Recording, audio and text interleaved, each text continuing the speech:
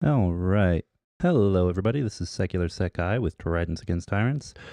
Sorry that the stream is a day later than usual. My yesterday was just crazy busy for me. Even more so than usual. Anyway, I hope everyone had a great week because we got a couple of different things to go over today. We got a fundraiser update.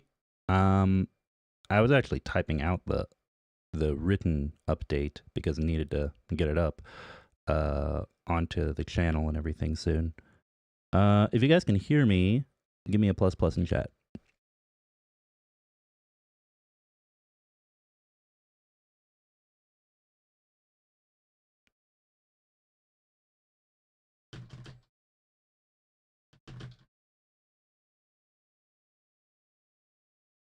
Okay, cool. I see a plus. All right, perfect. And so yeah, without any further ado, we'll jump right into it. I was literally typing out the written fundraiser update, so that'll either be posted during this stream or immediately after, maybe while I have a video playing or something with some updates. But in any case, let's go ahead and move on now. First piece of news that I want to cover is actually a fairly interesting piece. Let me go ahead and put the... let me get this open, and I'll put the link to the article into the chat as usual.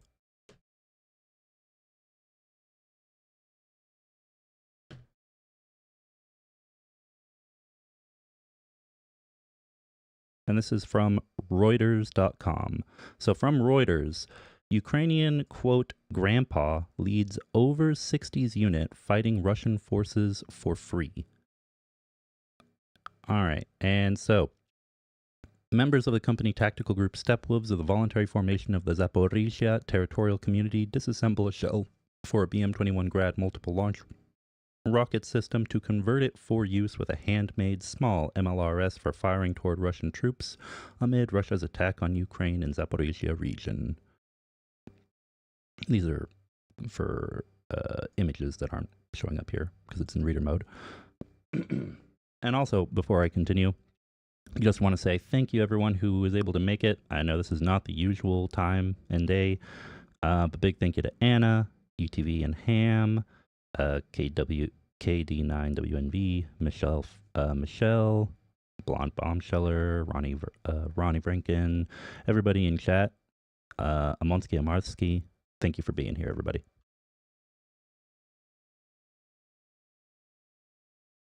All right. Now then, Zaporizhia region, Ukraine, April 28th. Oleksandr Taran's mobile artillery unit isn't officially part of Ukraine's military, but that hasn't stopped his men from destroying Russian targets on their own dime. We get by thanks to the pension fund, the 68-year-old commander whose call sign is Grandpa said with a chuckle. Taran's all-volunteer unit, the Stepwolves, is comprised of dozens of Ukrainian men, mostly over 60 years old, who are considered too old to be drafted but still want to fight. Roving behind the front line with truck-mounted rocket launchers, they take orders from field commanders and work with other troops, contributing to the war effort despite lacking official support from the military. And this is an article I wanted to cover just kind of to highlight something that not a lot of people have been fully aware of. Now, I'm not going to give anyone advice about what they should or should not do, depending on their age, their health conditions, their, amount of military training or lack thereof, because many have no military training whatsoever. Do what is best through official channels. But the reason I wanted to highlight this is really just to show there are a lot of people who know that it might not be immediately, joining the Ukrainian military is not an easy task. Just like with anything else, with any other military, serious military, there is testing. You have to pass not just fitness, but psychological, tests in order to make sure you're fit for the field. You have to have skill sets or build them up. You have to prove yourself. But for those who don't neatly fit into the boxes, even outside of the International Legion and official parts of the Ukrainian military, you have groups like this. So it's a very interesting situation that still exists even now, currently in Ukraine during this conflict. Well, let's see here. Roving behind the front line with truck-mounted rocket launchers, they take orders from field commanders and work with other troops, contributing to the war effort despite lacking official support. The unit is funded by donations and stocked with faulty rounds they repair themselves, as well as weapons captured from the enemy. Both are delivered to them by frontline troops. When Reuters recently visited their base in the southeastern Zaporizhia region, they were preparing 122mm Grad rocket rounds that were later fired by troops from another unit. The commanders that provide us with targets are happy, said a 63-year-old fighter with the call sign Zorro. That's an awesome call sign. They give us more targets and help us with ammunition however they can. Taran, the commander, said his unit has been attempting to officially join Ukraine's armed forces to directly receive ammunition and salaries, but has been unsuccessful. And that's another thing that I'd like to highlight when it comes to volunteer units that are not officially part of the Ukrainian military, but still collaborate to varying degrees with the Ukrainian military, because there are several. There are actually quite a few. Remember, everybody, this is all volunteer. There aren't salaries. These are men who, for weeks, for months, for years now, may be fighting with no pay just because it's, they know it needs to be done. And I'm sure that there are varying opinions, both positive and negative, among the official Ukrainian military of different units, such as this one. But they're fighting to defend their country. And that earns respect from me, of course. All right. So, hold on, my gain's a little high. Let me turn this down. All right, how do I sound now, everybody? Yeah, there we go. That's a little bit better, I think. Not picking up as much, not as much background noise or lip smacking or anything. The unit also includes younger men who have been ruled unfit to fight. Yep. Willing and able. More than 2 years into Russia's full-scale invasion, Ukraine's mobilization effort is struggling amid flagging enthusiasm. Russian troops have been advancing in the east, and analysts say Ukraine's shortage of manpower needs to be addressed. Some prominent Ukrainian and foreign supporters of the war effort have urged Zelensky to significantly reduce the mobilization age. Earlier this month, Zelensky approved new measures allowing the military to call up more troops and tighten punishment for evasion. He also reduced the mobilization age from 27 to 25. And this is a big thing that maybe isn't covered as much because a lot of the news sources we see and we read are in English and tailored to a foreign audience. But remember, guys, war is not a sport. There are very complex feelings at home in Ukraine regarding this, especially regarding changes to mobilization. And so there are people who very much want it to be done. Bring it down, bring it from 25 to like 22 or 21 or even lower, like 18 or 19 or 20. And then there are those who oppose that. And although there is a situation right now of martial law in Ukraine, Ukraine is a democracy. It is not a dictatorship. Just because in certain aspects of the reality right now in Ukraine there's martial law, it doesn't mean that the military has taken control of the entire country. It's not become a military dictatorship or anything like that. So you still have to go through the democratic process in order to pass things like a bill to lower mobilization age.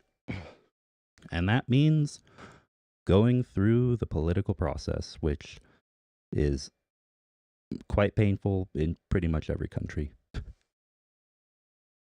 even in times of crisis. Taran, who has been fighting since Moscow launched its war in 2014, said coercion would be unlikely to replace genuine enthusiasm from a potential recruit. This is true.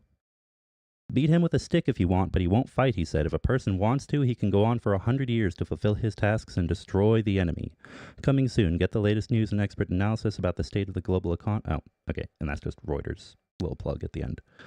Anyway, at the end of the day, when it comes to mobilization, that's something that only Ukrainian. I can offer an opinion as an outsider, but only Ukrainians can really offer opinions I personally believe that are going to have the right emotional weight. That's a decision only their society as a whole can make. It is important to address the manpower shortage issue. That's just a common sense statement of fact. So we'll see what happens. It's true, you may not have as enthusiastic troops with any situation where there's a draft, but also, unlike a draft for something like a foreign war away from your country's borders, this is a draft for a war to defend your own country from invasion and destruction. So, yeah, there's a difference, in my opinion. I'm sure in a lot of people's opinions. All right, let's move on to the next piece of news.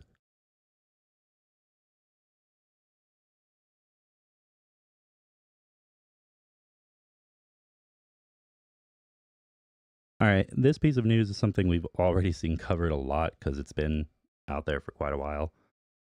Oh, wait a sec. Oh, here we go. That's actually from last week. Here's the one for this week.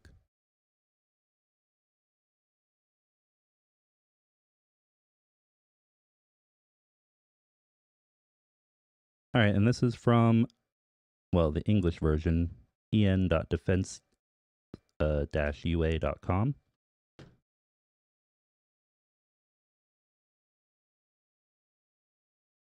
And, of course, we're all quite aware of this. U.S. House of Representatives passes bill to provide $61 billion. Let me turn off one of these lower thirds. There we go. Well, I guess upper third. So we don't have too much stuff on the screen. And I'll turn off the bar for now, too. All right. U.S. House of Representatives passes bill to provide $61 billion in aid to Ukraine. On April 20th, the U.S. House of Representatives voted in favor of several important bills. The allocation of aid to Taiwan, Israel, and Ukraine is among them. The approved document on assistance to Ukraine provides for the allocation of almost $61 billion. The bill was supported by 311 congressmen, with 112 votes against from the Republican Party. I think it was all Republicans. And that's, yeah. I mean, 311 in support, that's great, but 112 against.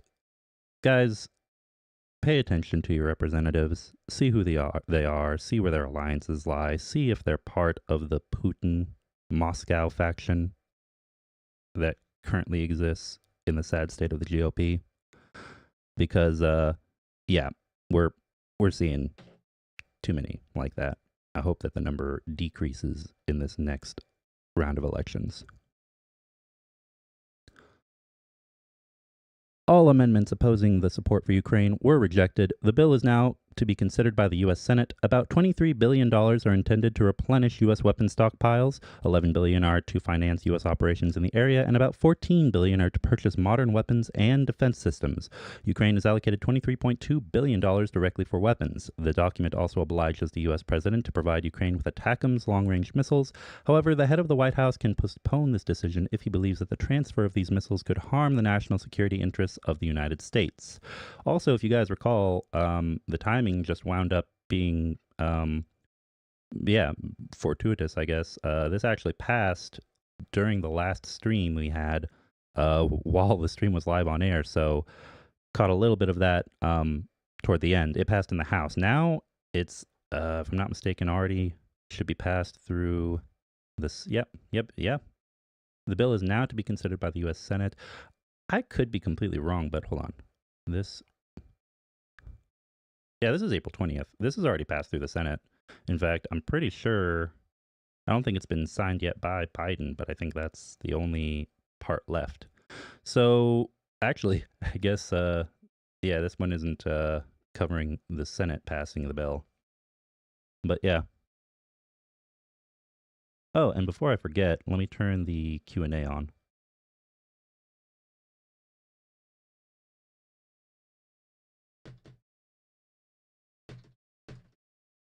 If that is bouncing a lot, hold on.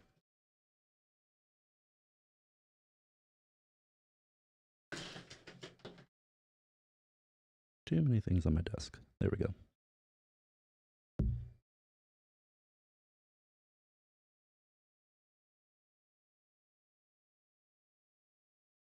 And today's stream probably will only be about an hour.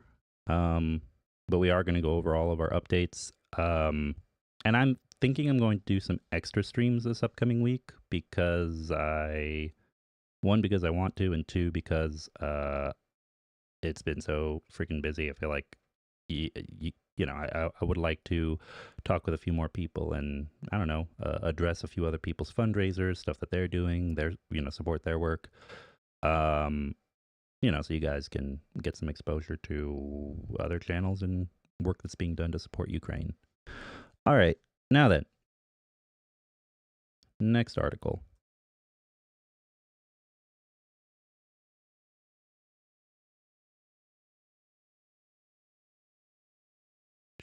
A lot of what I've got here was already covered by the shills yesterday during our stream there. So let's see.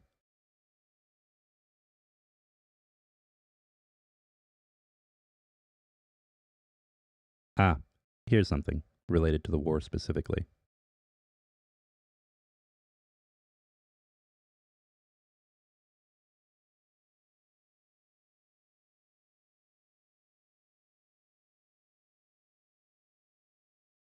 From the Kiev Independent, Russia throws thousands of troops to capture Chasiv Yar. Why is it so important?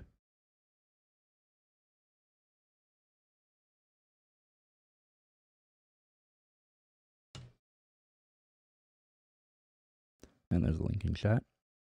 As the US took months to approve the next package of much needed military aid to Kiev, Russia used the moment to step up its offensive operations in Ukraine. After capturing Avdiivka and multiple villages in the east, Moscow now has its eyes on the next primary target, the town of Chasiv Yar. Outgunned and outnumbered, Ukrainian troops are fighting against an over 20,000 Russian grouping to defend the strategically important town.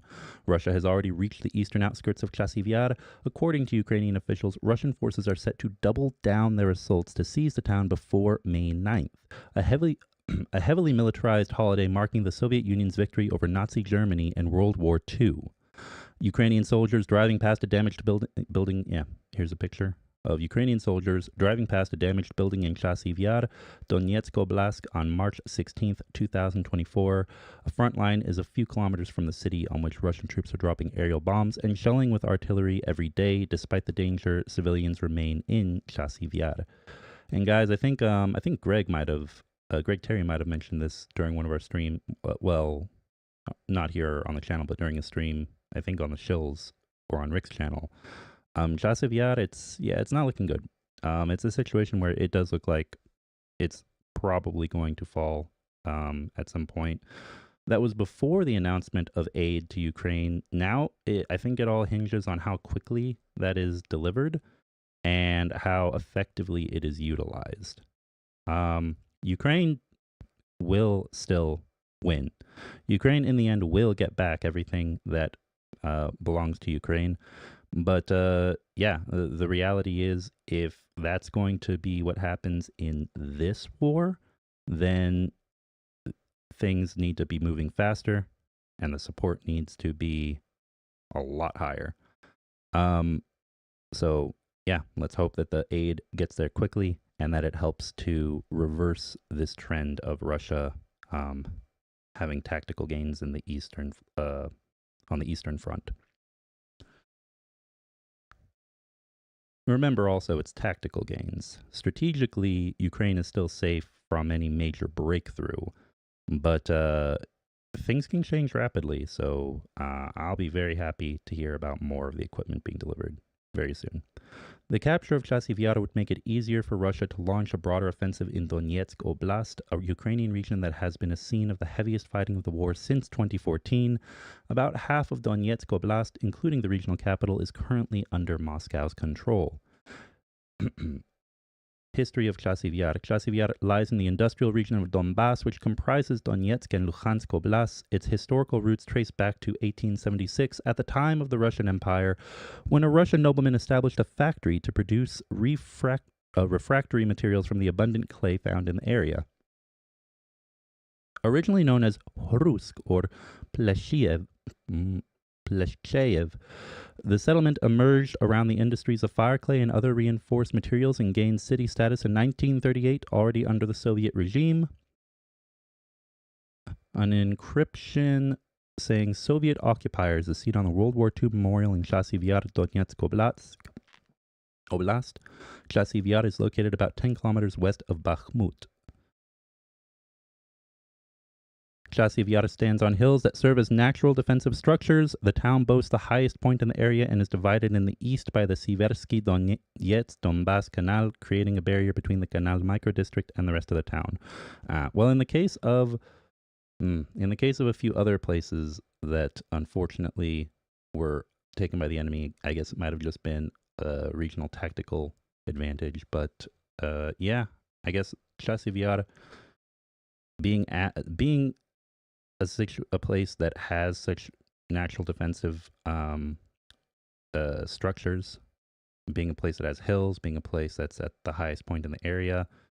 Yeah, we don't want that to fall. So if it is possible to get enough supplies and men to Chasiv Yar to prevent that without it siphoning too many losses on the Ukrainian side, that would be preferable.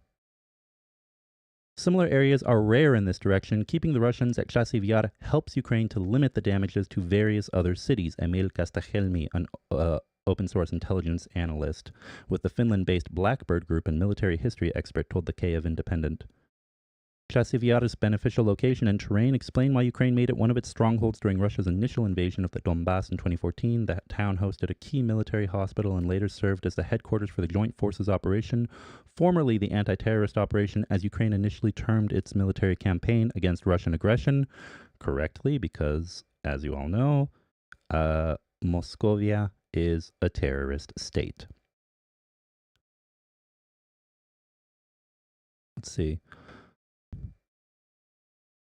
And there's a lot here about the history of Chasiv Yar.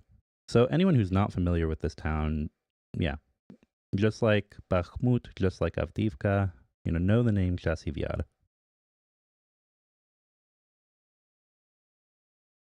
Despite Russia's short-lived occupation of Bakhmut, less than 10 kilometers to the east, Chasiv Yar remained largely unscathed until the onset of the full-scale invasion.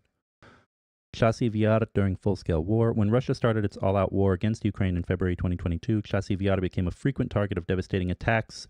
Russia's missile strike on Chasiv Yar on July 9th, 2022 killed 48 people, including a 9-year-old boy, according to local authorities.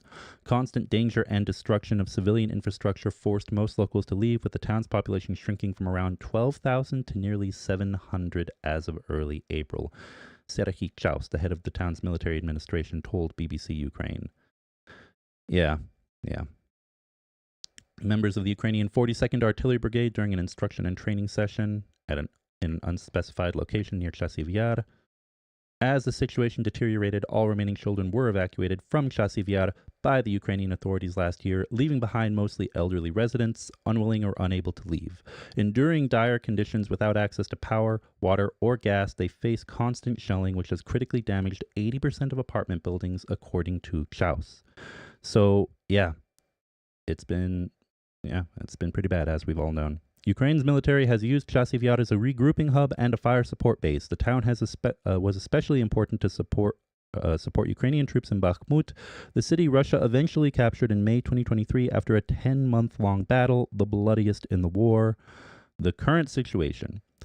As of April 26th, Ukraine fully controls Chasiv Yar, but the situation in the area remains increasingly challenging. Russia has recently intensified its assaults east of Chasiv Yar in an effort to take advantage of the limited window before U.S. security assistance arrives in Ukraine, the DC-based Institute for the Study of War said in a recent update.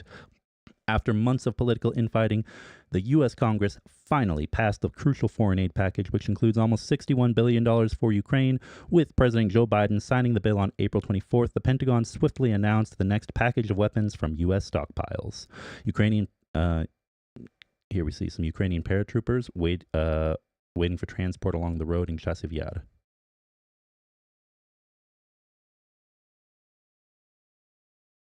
Oh, wow. Interesting.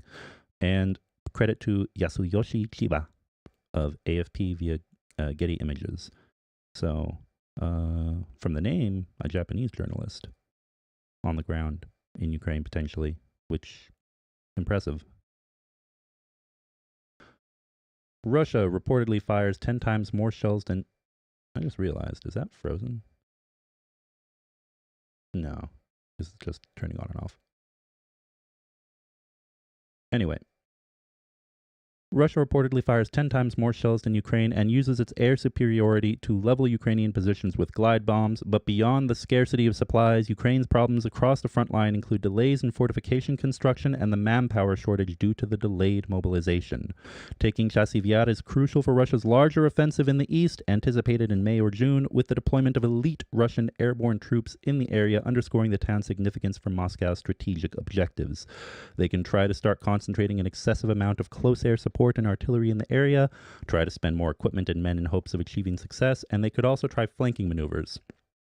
However, the Ukrainian fortifications, terrain, and the canal limit the way how mechanized units can be used, according to Kastekhelmi.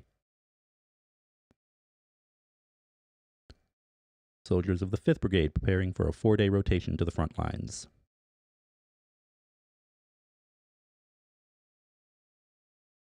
If Russia captures Chasiv Yar, it will gain fire control over key Ukrainian supply routes in the area. This may seriously endanger the cities of...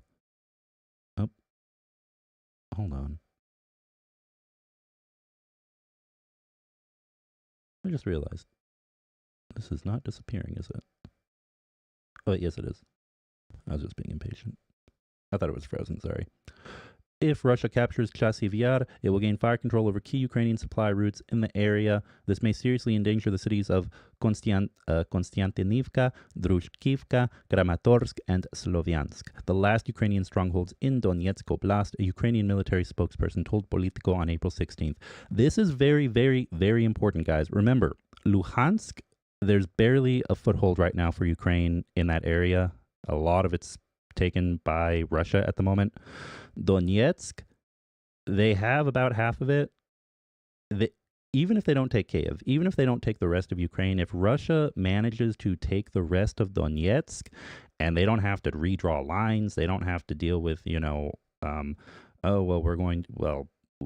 could only take half of it when they report back to brainwashed Russian supporters of the war back in Moscow and the rest of Russia.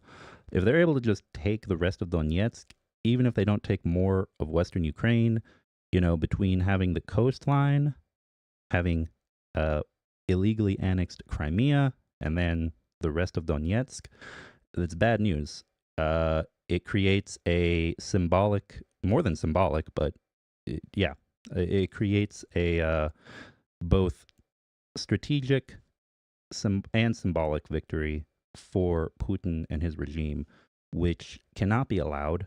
It makes it so that, there's no longer a foothold to continue saying, no, we're defiant. This is our land. You can't take the rest of it from the Ukrainian side in the Donetsk region. We need to make sure that all of these important locations are able to be held. I definitely will be looking into all of these cities, any units that are serving there who may need supplies, because remember, U.S. aid is on its way, but we can't be complacent. We have to keep urging for more. I've taken a short break for now just because of the fact that it's already been passed, but we're going to start up calling congressmen again, calling European officials, anyone who wants to take part, And we got to keep the pressure up there. Thank those who have been supportive of Ukraine. And most importantly, also continue to send our own grassroots supplies and fundraising efforts to those who need it. It's all important. It's all interconnected.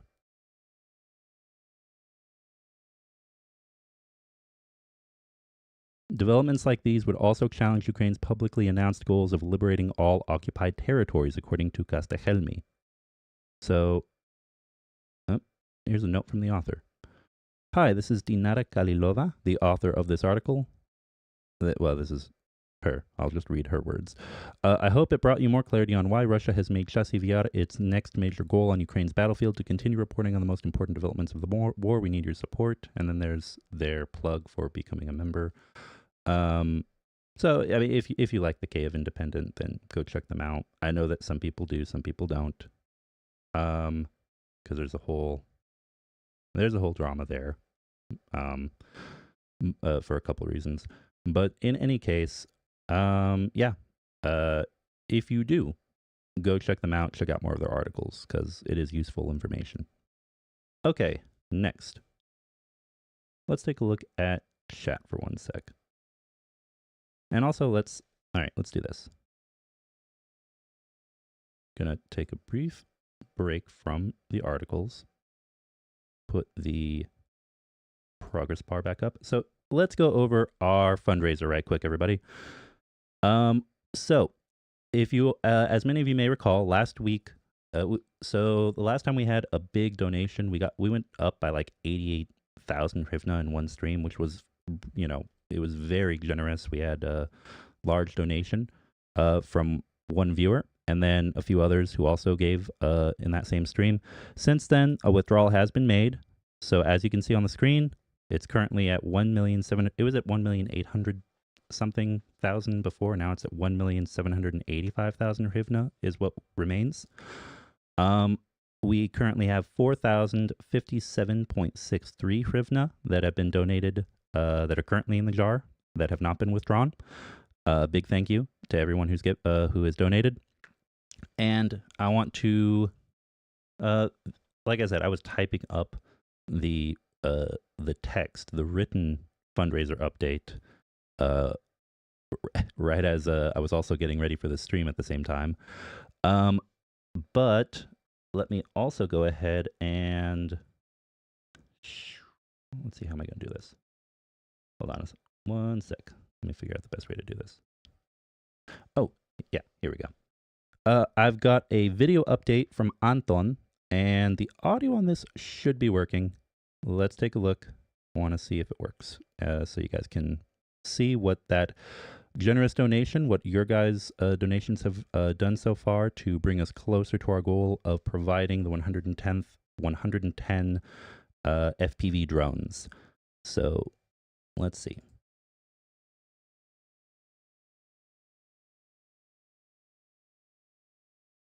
All right, I'm going to press play, so let me know if you guys are able to hear it or not.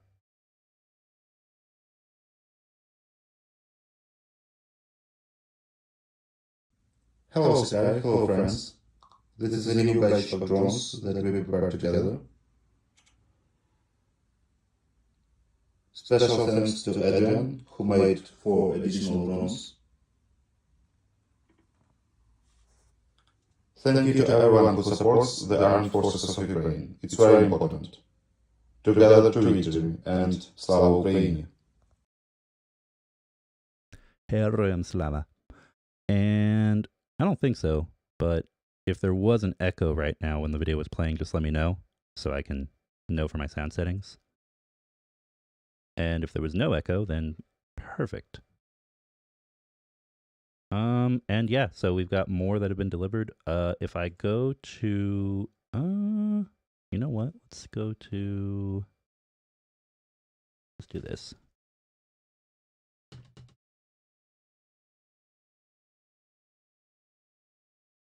Yeah, okay, perfect. So I think we were at like 18 or 19 before, and now we are at, I think it was 19. We are at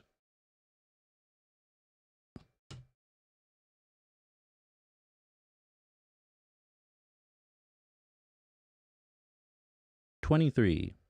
23 of 110 FPV drones have been financed so far, everybody. So we are coming along, for a small channel that's still growing, just slowly getting to 1,000 subscribers, being run. I get help from mods, and I really appreciate the help from all the mods. But as far as videos and streams and everything, on top of other things I have to do and other obligations I have, just being run currently by one person. Although I would like to get a team together at some point. This is pretty good. We're at 23, and we will keep going until we get the other 87.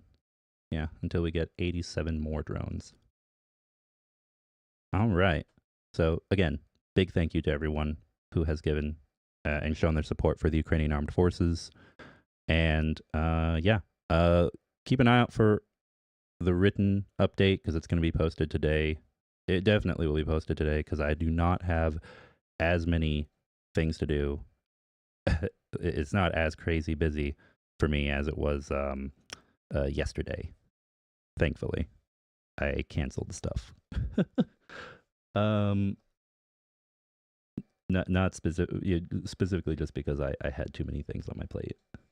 All right, so there was an echo. Okay, hold on. Well, then let's fix that. One sec.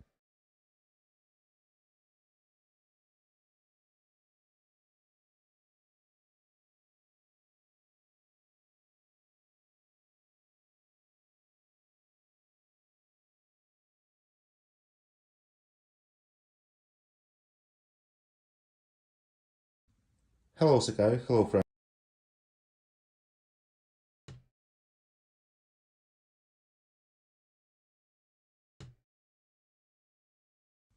Hello, Sakai. Hello, friends. This is a new batch of drones that we prepared together.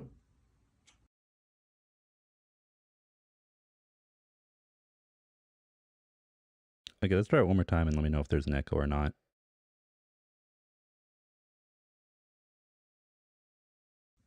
Hello, Sakai. Hello, friends. This is a new batch of drones that we prepared together. Special thanks to Adrian, who made 4 additional drones. Thank you to everyone who supports the Armed Forces of Ukraine. It's very important. Together to victory, and Slava Ukraini!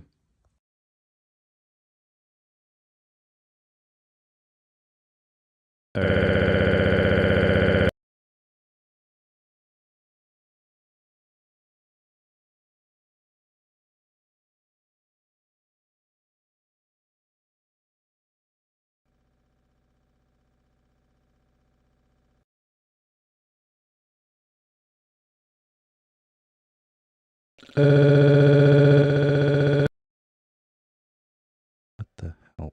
Okay, I am so sorry, everybody. You know what? Let's just remove this thing. Sorry, I had a brief audio glitch there. I hope that didn't blow your eardrums out. Anyway, I hope that it was actually,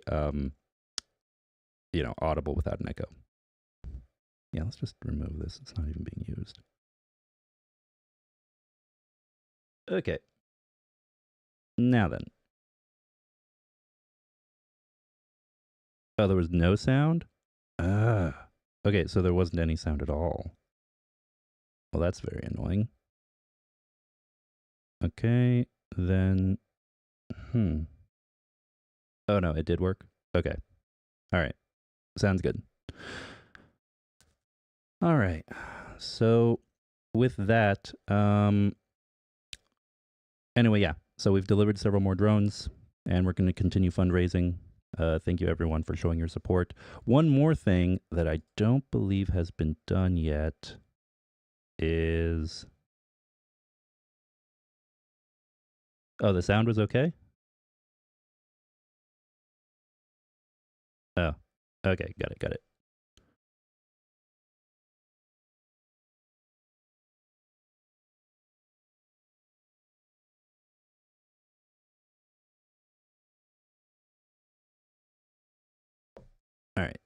Now then, let's go on to news again. Shoot. I think there was one last thing I was going to... Oh, yes. Let me check one thing. From what I understand, there's still more... Okay, so from what I understand, there is still more money that has been donated that has not yet been withdrawn from Buy Me a Coffee, just because Buy Me a Coffee takes a cut whenever they do that, whenever you withdraw the money for whatever purpose, bigger than PayPal.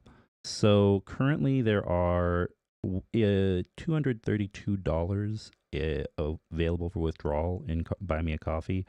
I need to ask Anton when he wants to make withdrawals, but yeah, since it costs more money with each withdrawal, it's probably better to do one large withdrawal instead of several small ones.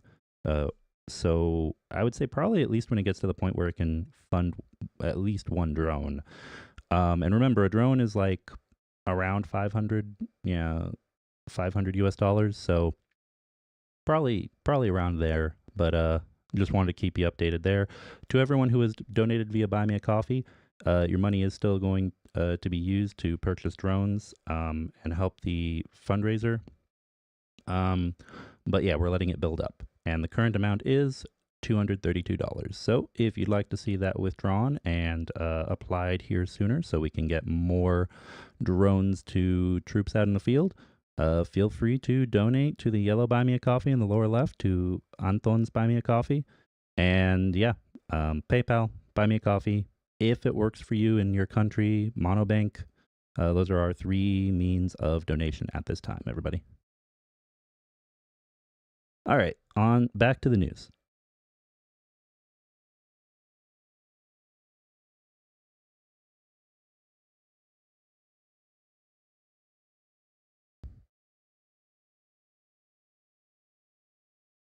Let's see. Next piece of news we have is...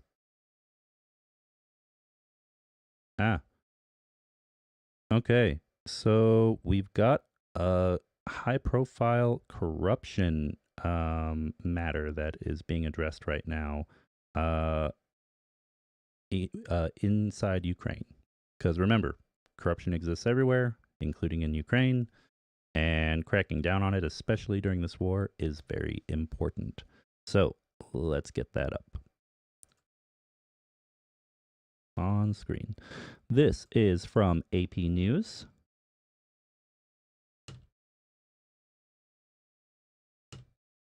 Oh, I see some questions here. Let me take a look.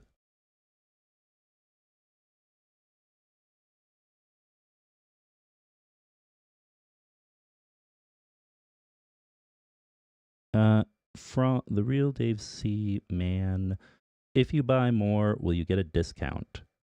Buy more, will you get a discount on Buy Me a Coffee? You mean if there's a discount for buying more coffees all at once? Well, they're donations, so it's not... Oop. Oop. Silver Earth bought 5 coffees. Slava Ukraini. Heroyam Slava. Thank you very much. And remember, each coffee is $5, so that would be $25. So very much appreciated. Thank you very, very much. And yeah, as soon as we get that up to an amount where withdrawing it is going to, transfer a significant amount to the fundraiser, we will be sure to do so. All right. So let's see here. Oh, let me actually pull this up.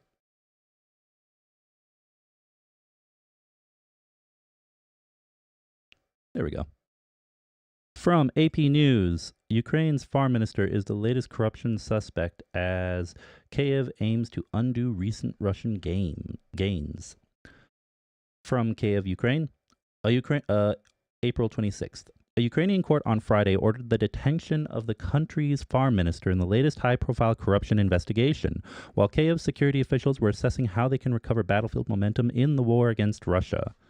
And remember, foreign minister, there's still the issue with Ukrainian grain and disputes with Poland and other neighboring countries. Poland specifically. Ukraine's high anti-corruption court ruled that Agriculture Minister Oleksandr Solsky should be held in custody for 60 days. However, he was released after paying 75 million hryvnia, or $1.77 million in bail, a statement said. Ukraine's National Anti-Corruption Bureau suspects Solsky headed an organized crime group that between 2017 and 2021 unlawfully obtained land worth 291 million hryvnias, or $6.85 million, and attempted to obtain other land worth 190 million hryvnia, or $4.47 million. Ukraine is trying to root out corruption, and a dragnet over the past 2 years has seen Ukraine's defense minister, top prosecutor, intelligence chief, and other senior officials lose their jobs. That has been embarrassing as Ukraine receives tens of billions of dollars in foreign aid to help fight Russia's army, and the European Union and NATO have demanded widespread anti-graft measures before Kyiv can realize its ambition of joining the blocs. That's another reason why this is incredibly important.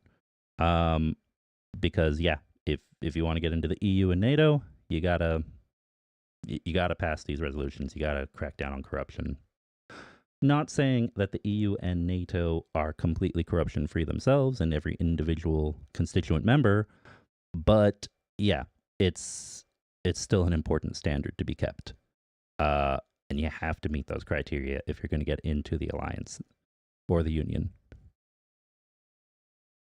In Kyiv, patients were evacuated from a children's hospital on Friday after a video circulated online saying Russia planned to attack it. Parents lugged bags of clothes, toys, and food while carrying toddlers and leading children out of Kyiv City Children's Hospital Number 1 on the city's outskirts. Medics helped them into a fleet of waiting ambulances to be transported to other facilities. In the video, a security official from Russian ally Belarus alleges that military personnel were based in the hospital. Kyiv City authorities said that was a lie and provocation. Kyiv Mayor Vitaly Klitschko said civic authorities were awaiting a security assessment before deciding when it was safe to go back to the hospital. We cannot risk the lives of our children, he said. Meanwhile, Ukrainian President Volodymyr Zelensky held talks Friday with the Ukraine Defense Contact Group, the key international organization coordinating the delivery of weapons and other aid to Ukraine. Zelensky said he told members of the so-called Ramstein Group that Ukraine needed long-range weapons, air defense weapons, and artillery ammunition to reverse Russian gains on the battlefield. The Kremlin's forces have gained an edge over Kyiv's army in recent months as Ukraine grappled with a shortage of ammunition and troops. The 1-to-10 ratio of our country's artillery to the Russian army inspires Putin to fight on, Zelensky wrote in Telegram. Our soldiers need artillery. Russia, despite sustaining high losses, has been taking control of small settlements as part of its effort to drive deeper into eastern Ukraine after capturing the city of Avdiivka in February, the UK Defense Ministry said Friday. It's been slow going for the Kremlin's troops in eastern Ukraine and is likely to stay that way, according to the Institute for the Study of War in Washington. However, the key hilltop town of Chasiv Yar is vulnerable to Russian onslaught, including glide bombs. The powerful Soviet-era weapons, originally unguided, have been retrofitted with a navigational targeting system to obliterate targets. Russian forces do pose a credible threat of seizing Chasiv Yar, although they may not be able to do so rapidly, the Washington-based think tank said late Thursday. It added that Russian commanders are likely seeking to advance as much as possible before the arrival in the coming weeks and months of new U.S. military aid. And the rest of this doesn't really have to do with the minister who was arrested. The bottom line is, this covered a lot we had already seen in previous articles, but he's already been let out on bail. So hopefully this man, if he did do everything he's accused of, which is for a long period of time, 4 years worth of organized crime, will be brought to justice. Because no one likes to see, likes to see an Al Capone type get away with their crimes, especially if they are not helping their country or the war effort. And this does not sound like it was something that actually helped the war effort at all. Sounds like grifting and opportunism for oneself. So we shall see how that turns out. All right. Let's see. Do we have any questions? Oh, here we go. Have I heard anything about the Cyberlux 8K drone that's on the USA list of stuff? I have not actually. I've heard about a couple different weapon systems, but I haven't heard about the Cyberlux 8K drone. So let's look into it right now. All right, one sec.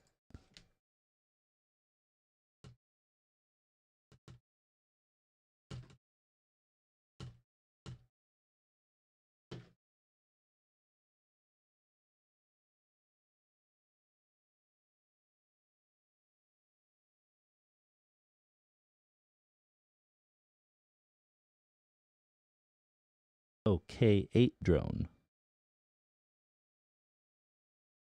Wow, with an 11,000 US dollar price tag with a 10-pound payload and travels over 99 miles per hour with a 5-minute battery. 5 minutes? What? Okay, that's got to be for very quick and but $11,000?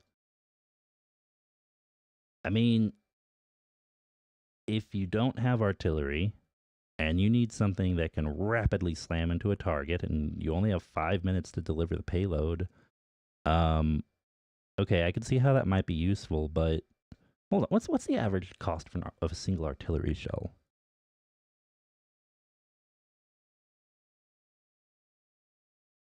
It's like $3,000.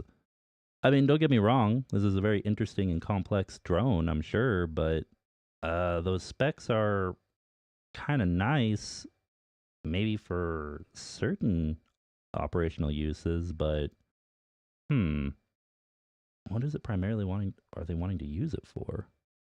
Military specific missions? Maybe for quick and key reconnaissance where you need to get in and out and make sure your drone isn't shot down.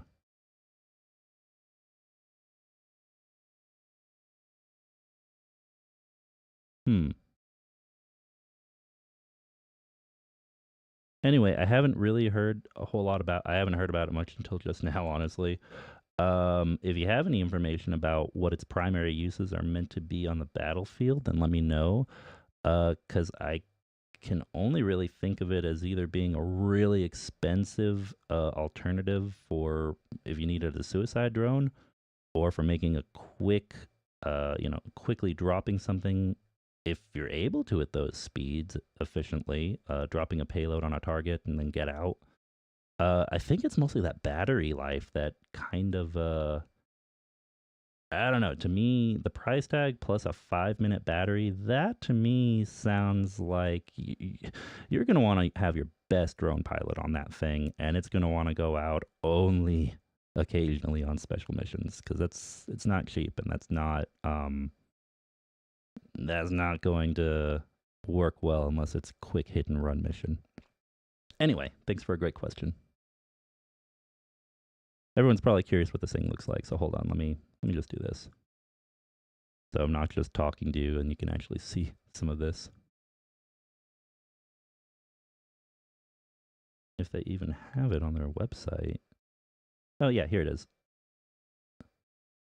Wait, no, that's an X8. I don't even see it on the Cyberlux website right now. Oh, those are business units. This is definitely not a business unit.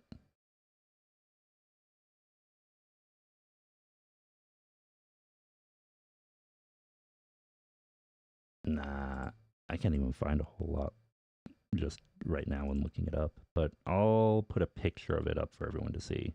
This is supposedly what the unit looks like. Oh, hold on. Yeah, I can only find an image from freaking Reddit. And Reddit only, oh, interesting, doesn't let you open it up in, okay, well, that's fine. I've got an easy fix for that. Hold on. I'm just going to show you guys this image so you can see what it looks like, what we're talking about. But they're not wanting to make it easy for me. There. That supposedly is what this K8 Cyberlux K8 drone looks like. Very interesting, and I'm sure it has a use case, but yeah, it definitely would be for something that has to be rapid and has to be done extremely quickly. Like recon or or quickly dropping a payload, not a kamikaze mission. Yeah. Very interesting looking drone, though. Anyway, thanks for a great question.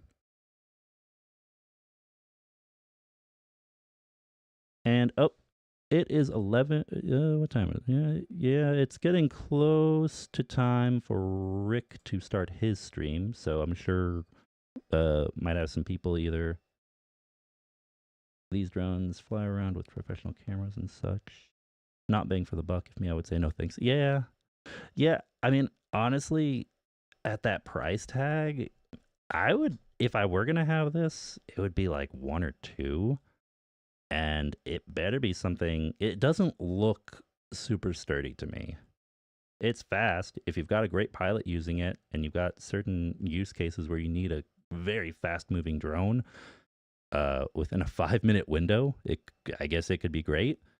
But yeah, I agree. I'd probably go with something else personally if I needed to run my military on a budget.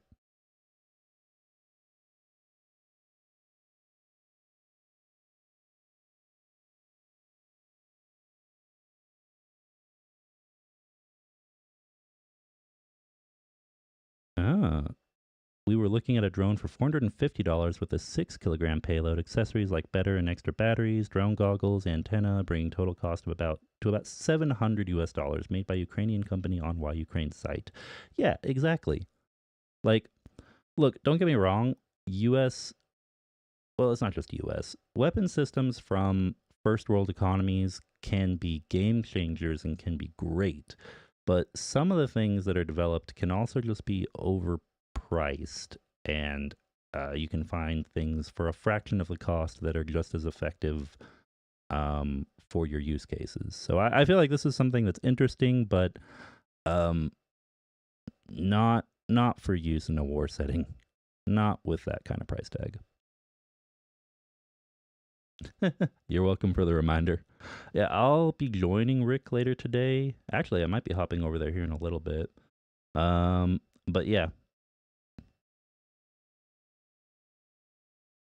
Anyway, let's move on to another piece of news. I'll be popping over to join Rick before too long later today.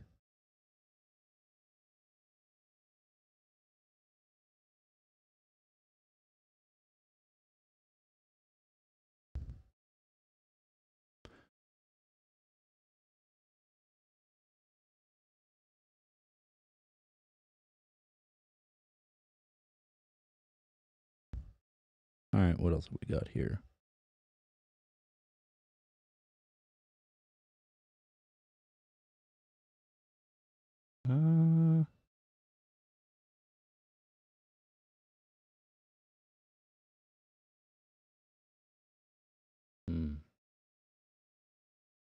Here's something very important that does need to be discussed, and this article happens to mention both of them.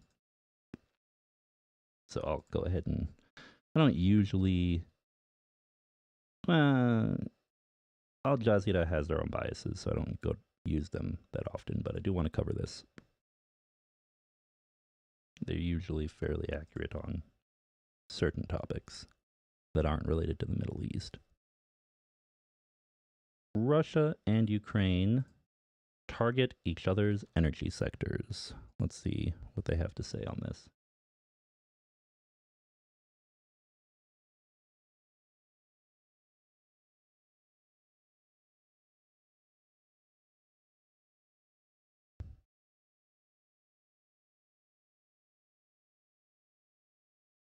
All right. Moscow has renewed strikes on Ukraine's energy facilities, drawing retaliatory attacks on refineries by Kyiv. Now, this is something that I'm sure many of us are very aware of. It's been going on for a long time. It continues. This is part of the war that does still continue to persist. So, electrical companies and other energy producing facilities have been getting shelled by the Russians and by the Muscovites. And Ukraine has been targeting and attacking oil refineries all throughout Russia. Russia and Ukraine renewed attacks on energy infrastructure overnight, damaging plants and causing fires, officials from the two countries said. The Ukrainian army said in its regular situational update on Saturday that Russia hit Ukraine with a, quote, massive missile attack. Energy Minister German Galushenko also said in a Facebook post that the enemy had again attacked Ukraine's energy infrastructure. In particular, facilities in Dnipropetrovsk, Ivano-Frankivsk, and Lviv regions were attacked. There is damage to equipment, he said. The DTEK power operators said equipment at 4 thermal power plants were severely damaged in the overnight strikes. State electricity operator Ukrenergo, I guess like energy, Ukrenergo, added it had disconnected its main overhead power line in the west of the country as a preventive measure. Emergency services personnel worked to extinguish a fire in the Ivano-Frankivsk region, Ukraine. Handout State Emergency Service of Ukraine. We ask all consumers to consume electricity sparingly. Industry is asked to maximize electricity imports and use alternative power sources, Ukrenergo said. Ukraine also said 21 drones out of 34 were shot down in Russia's latest barrage of attacks. In recent months, Moscow has launched some of its most significant strikes on Ukraine's energy facilities, knocking out a substantial chunk of the production and triggering blackouts. The Russian Defense Ministry said on Saturday that its forces had carried out 35 strikes in the last week against Ukrainian energy facilities, defense factories, railway infrastructure, air defenses, and ammunition stocks. It said in a statement that the strikes, which spanned April 20th to 27th, were in response to attempts by the Kiev regime to damage Russian energy and industrial facilities. The Moscovia, they don't need an excuse. They'll say whatever, but we all know they've been doing this from the beginning. They'll find whatever reason they want. It's not just because Ukraine is standing up for itself and attacking oil refineries in Russia.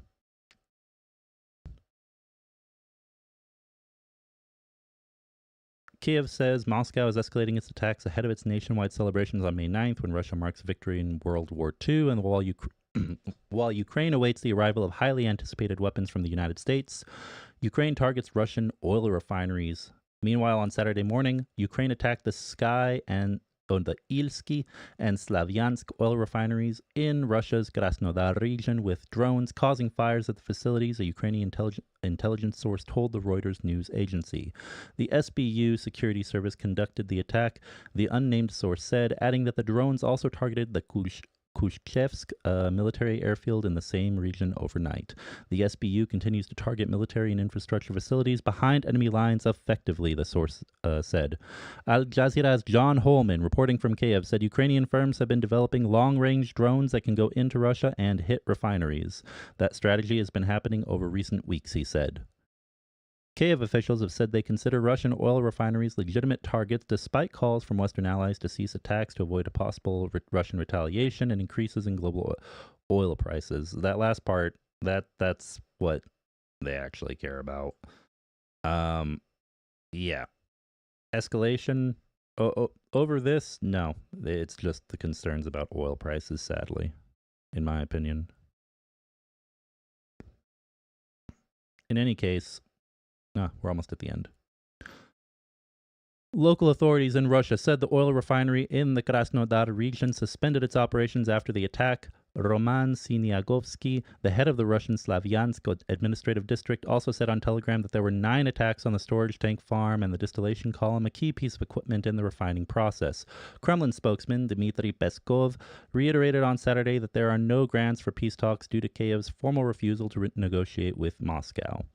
In 2022, Ukrainian President Volodymyr Zelensky signed a decree formally declaring the prospect of any Ukrainian talks with Russian President Vladimir Putin impossible, while leaving the door open to talks with what he called, quote, another president of Russia. Yeah, negotiating with Putin is not really an option, in my opinion. Okay, hold on. My volume is still a little low.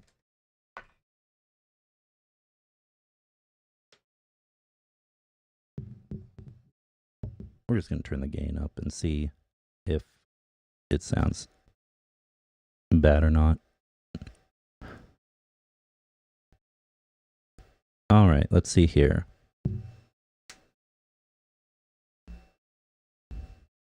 Yeah, now it's too sensitive. It's like,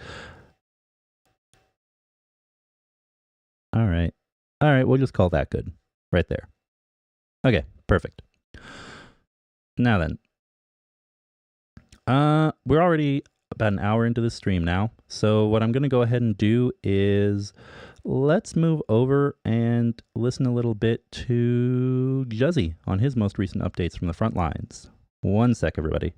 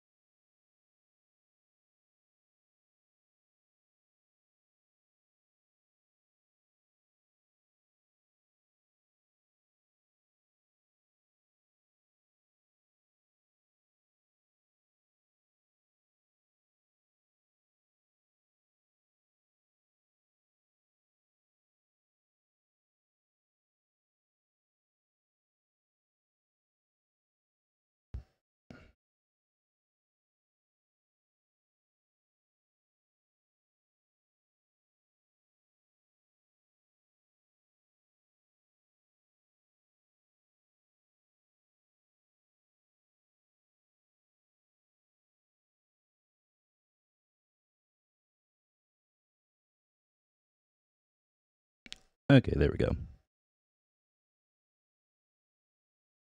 Sorry, I had to go past ads.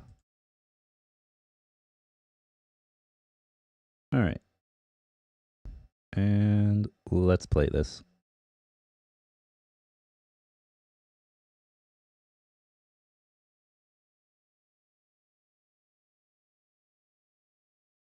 Day 792 of the Ukrainian War Map, also known as the Russo-Ukrainian War. Juzzy here, and today is another update as I take a simplified and down-to-earth approach to some of the most important happenings on the ground in Ukraine. So starting off, we'll take a look at those Russian losses, as currently Russia sits on more than 463,000 military personnel losses, which represents an additional 930 in the past day. Then as for hardware losses, 7 tanks, 15 APVs and 31 artillery. Then headed across to the map with a bit of a shorter video today, and starting out in the east, where various bits and pieces are at the forefront. So starting off, there has been continued engagements in what is technically the most northern end of the Donetsk Oblast, right here in Terny, with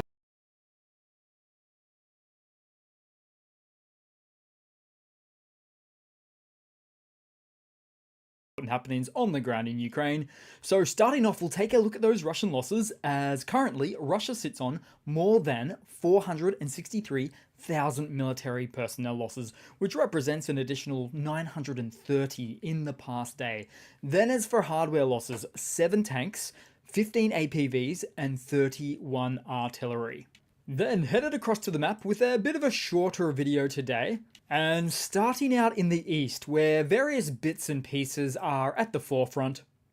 So starting off, there has been continued engagements in what is technically the most northern end of the Donetsk Oblast, right here in Terny, with failed Russian offensives leading to more abandoned infantry fighting vehicles like this BMP-1, with its hatch left open, leading to destruction with relative ease. Do note, when events like this happen, the vehicles are not in a position to be retrieved from the Ukrainian side, but are from the Russian side at a later date. Which effectively means actions like these are the only, but best, option for the AFU. Then headed a bit further down on the map, where it's still relatively unchanged in the Chasiv Yar direction, so we'll zoom in right there. Although, as you can see, there was a small piece of land liberated by the AFU in the south of this axis recently. It was also on the Ukrainian side's high ground. which certainly helps make an event like that operationally achievable. Then we move to the Avdiivka axis, and starting out, I'll just show you, we saw Ukrainian Bradley M2 vehicles passing some indiscriminate and indirect Russian artillery fire at a small distance. But this is also where the Russian forces are stabilizing their salient northwest of Avdiivka, where Russia is encircling from Novobakhmutivka to Berdichi, possibly making further tactical gains that could force Ukrainian troops to retreat from other positions along their most eastern held front lines to a more defensible line. And it is conceivable that Russian forces could further stabilize their salient and advance west of Osheretino, making the Berdichi-Semenivka line right there increasingly difficult for Ukrainian forces to hold on to. Which means the Ukrainian command may decide to pull their forces further west if they deem the Russian tactical gains in the area too threatening to those current Ukrainian positions. And this is also where it wouldn't be worth the loss of Ukrainian military personnel life amid the backdrop of some definitive upcoming restocks or resupplies that should not only allow Ukraine to hold the line but also advance.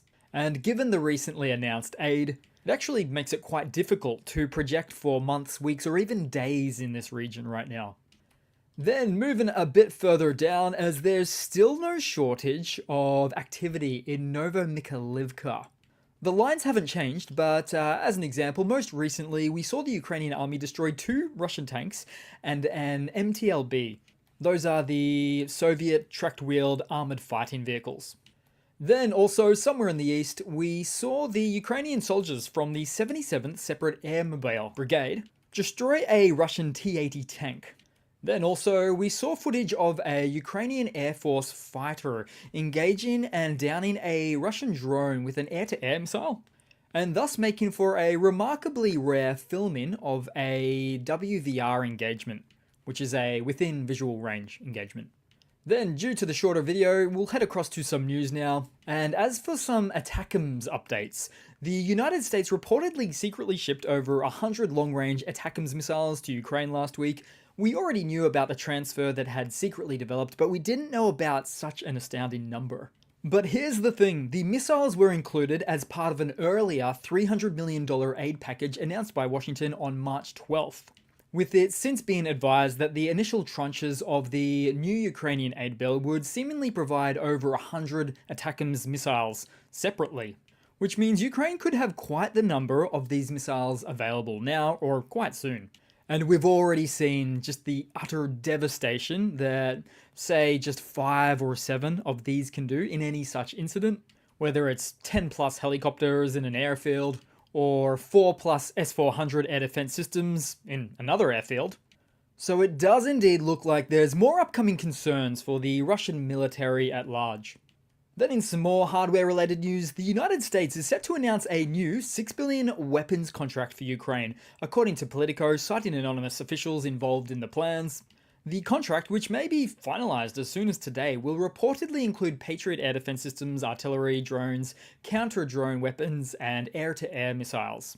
But bearing in mind these weapons, and really this story, which is all about being funded under the Ukrainian Security Assistance Initiative, is not expected to reach Ukraine for quite some time, as the Pentagon must send contracts to US defense companies to produce new supplies. But then in related news, and to give a bit of better context, as the Pentagon swiftly announced the first $1 billion defense package for Ukraine, containing armored vehicles, artillery shells, air defense missiles, and other ammunition, as we've recently already heard about. And as far as this package goes, experts warn that it may take weeks for the full impact to be felt on the front lines.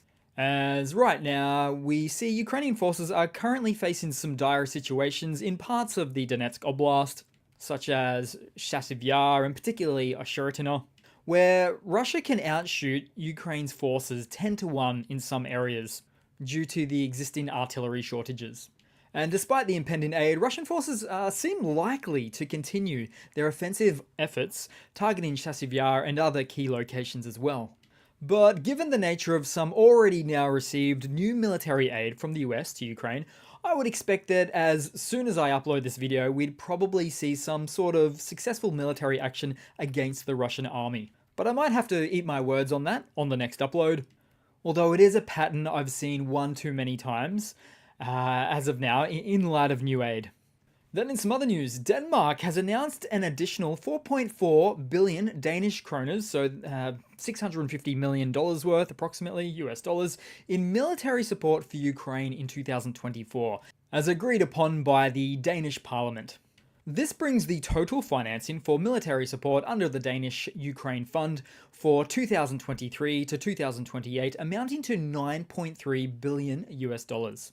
And to that end, the Danish defense minister emphasized Denmark's role as one of the most active donor countries since the start of the war, stating that it is crucial to show Ukrainians that they have Denmark's support in the current unfolding events. And just to note, the military support under the Ukraine Fund is used to finance the provision of weapons, military equipment, and training efforts, including the purchase of equipment from Danish and foreign defense industries.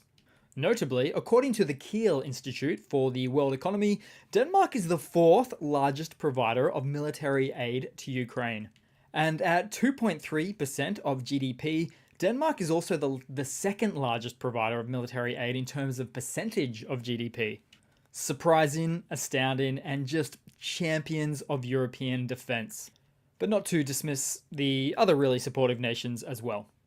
Then in some other news, the European Parliament adopted a resolution condemning the Russian presidential elections as farcical, urging member states and the international community not to recognize Vladimir Putin as the legitimately elected Russian president. And of course, we all think and know this, including plenty within Russia. But adopted resolutions like these really help to call out authoritarian regimes for what they really are. Also, the resolution calls for ceasing all contact with Putin except for humanitarian purposes, and deplores Hungarian Prime Minister Viktor Orban's decision to break ranks with the EU and congratulate Putin on his, quote, sham re-election, which is reportedly an actual quote from the European Parliament on the matter.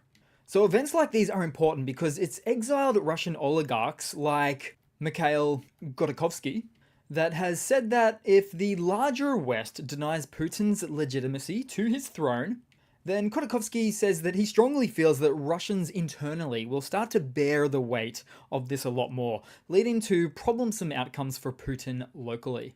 Then in some more news, Russia has been forced to cancel multiple Victory Day parades, which celebrate the end of World War II on May 9th, and so this cancelling is due to security risks amid Ukraine's long-range drone attack capabilities that have, for instance, targeted oil refineries inside the country. Also noted was that in some regions, the Victory Parade will take place online instead, with portraits of veterans being placed on public transport instead of the procession. Additionally, heads of multiple Russian regions and occupied Crimea have announced that events will be scaled back or not happening at all. Specifically, victory parades and fireworks have been axed in the regions of Belgorod, Bryansk, Peskov, Ryazan, Kursk, and Saratov. Noting also that some of these regions as not being near the border with Ukraine. Now, the demonstration on the Red Square in Moscow, which we'll all be looking forward to, will still go ahead, but under intense security measures.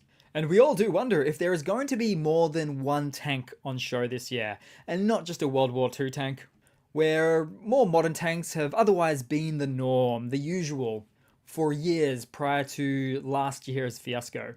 Then headed across to something of a Russian military mobilization blunder segment, as Russia is struggling to attract new recruits for its war in Ukraine, leading several regions to raise one-time payments for new servicemen to 1 million rubles, approximately 11,000 US dollars, and other regions offer slightly lower payments ranging from 500,000 to 600,000 rubles from regional authorities. But noting that in a Russian GDP per capita context, these are substantial sums, and amounts that ordinary Russians would never see in their lifetime through regular work, as a sign-up bonus.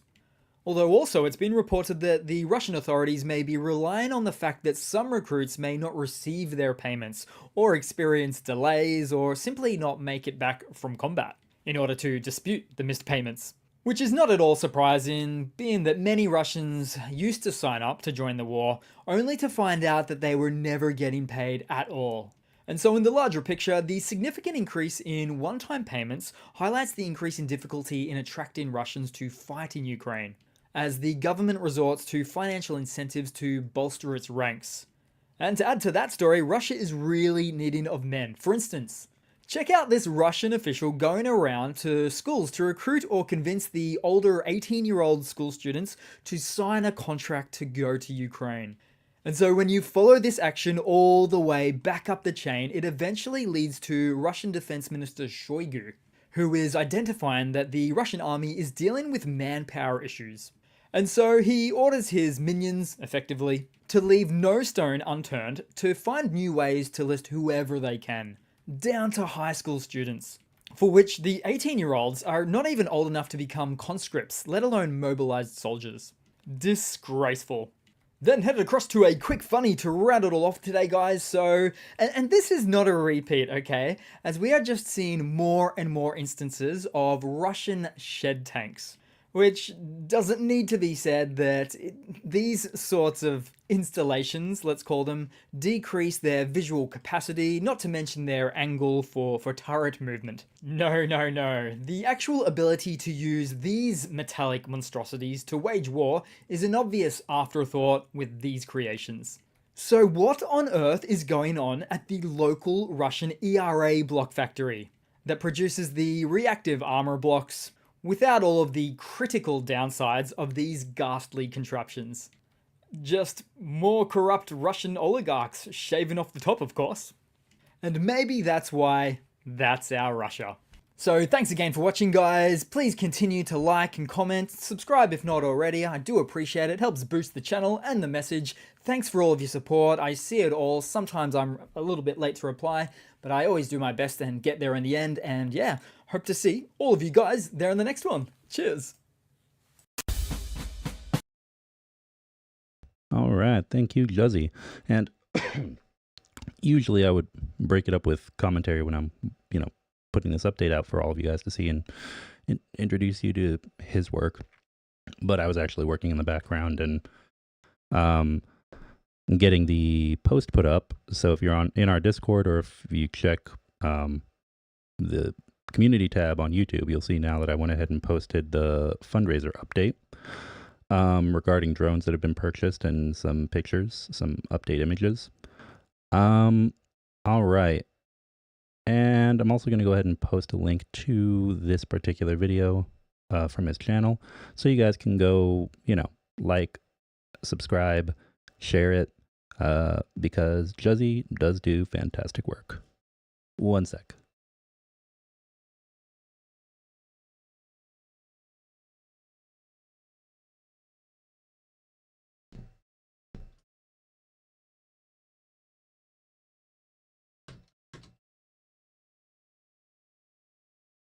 All right, there we go. So again, please go check out Juzzy's channel, Ukraine News TV, and show him some support. He also has Patreon and Buy Me a Coffee, so go check out his links on his channel. With that, everybody, I'm gonna go take care of a few things now, and then hop on to Rick's stream for a bit. So please be sure to go check him out. Jump over to Rick's stream right now, and I will see you guys soon. Have a great day, support Ukraine, and Slava Ukraini.